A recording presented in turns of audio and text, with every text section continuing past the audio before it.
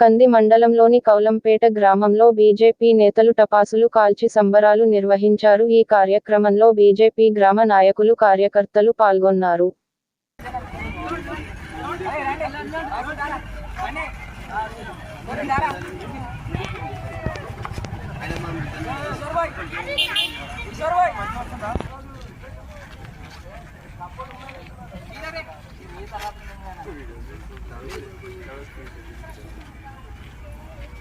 అలాగే ముందరికి వచ్చి ఒక చిన్న వీడియో ఫోటో ది.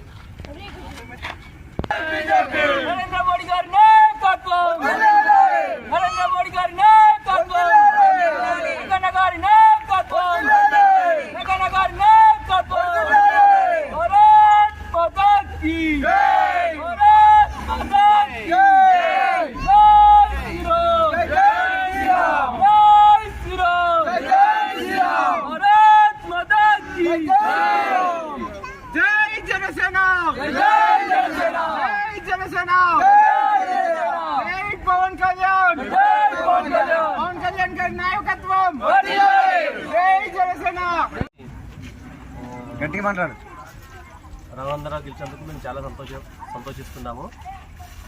మా బూత్లో కూడా మెజారిటీ వచ్చింది. రఘునందనరావుకి ధన్యవాదాలు. 20 సంవత్సరాల తర్వాత నరేంద్ర తర్వాత మళ్ళీ రఘునందనరావు మా మెదక్ నుంచి బీజేపీ నుంచి గెలవడం మాకు చాలా సంతోషంగా ఉంది.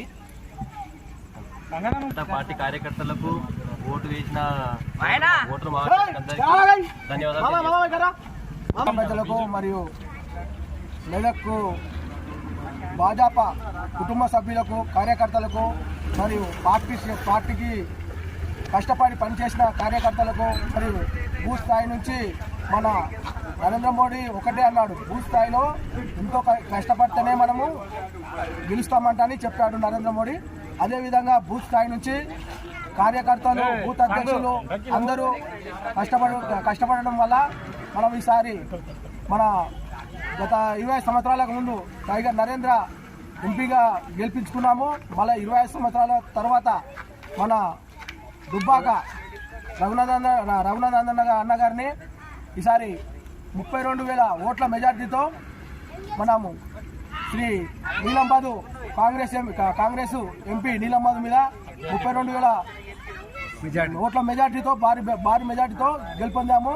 దీనికి కృషి చేసిన బీజేపీ కుటుంబ సభ్యులు మరియు కార్యకర్తలు మరియు మా యొక్క గ్రామ ప్రజలు ఒక ధన్యవాదాలు తెలుపుతున్నాను.